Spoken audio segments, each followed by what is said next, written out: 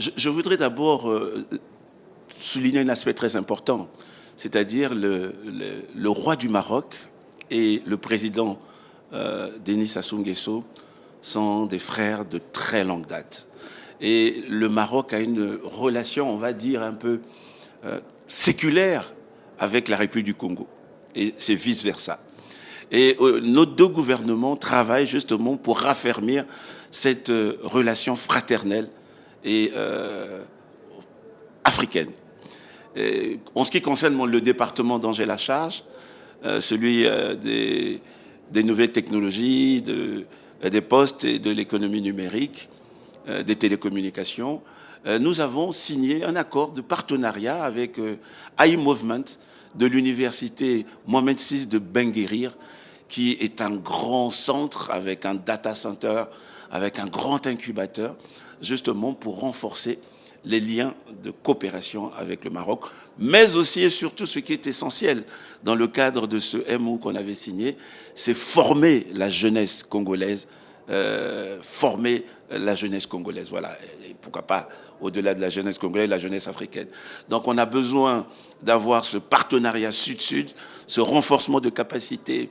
On n'a pas besoin d'aller chercher cette expertise ailleurs, alors qu'on peut trouver cette expertise, par exemple, ici au Maroc. Et je dois dire, c'est ma 3e édition de GTEx et je suis toujours très, très heureux et très enthousiaste de participer justement à ce grand rendez-vous de la tech africaine.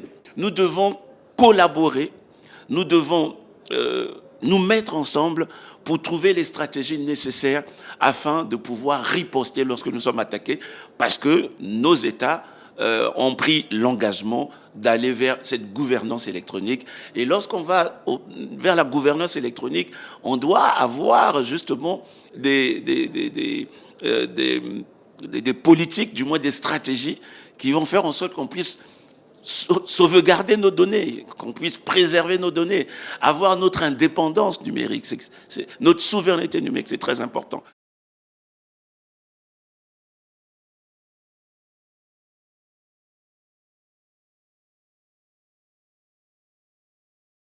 L'ambition de notre gouvernement, l'ambition du président de la République au Congo, qui a fait de l'année 2025, année de la jeunesse, c'est former les jeunes.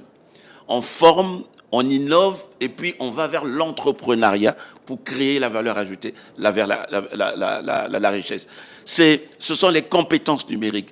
Et avec l'appui de la Commission économique des Nations Unies pour l'Afrique, on a opérationnalisé, hébergé à Brazzaville, le Centre africain de recherche en intelligence artificielle. Ce centre, justement, a pour, entre autres ambitions, la formation des jeunes et décomplexer les Africains. Aujourd'hui, nous allons vers la gouvernance électronique. Mais si on n'a pas les cadres, les jeunes formés à utiliser ces technologies émergentes ou à utiliser ces systèmes d'information, ça serait nul. On ne va pas chercher l'expertise ailleurs. Donc l'ambition, c'est de former dans le cadre du projet que nous sommes en train de mettre en œuvre avec la Banque mondiale, le projet d'accélération de la transformation numérique. Justement, nous allons former 1200 jeunes en technologie émergente et en cybersécurité. On le fait déjà dans le cadre du CARIA, Centre africain de recherche en intelligence artificielle, avec SADA, l'Académie digitale de Smart Africa, qui nous accompagne aussi. Et il y a des certifications. Aujourd'hui, on est dans le renforcement de capacité des administrations.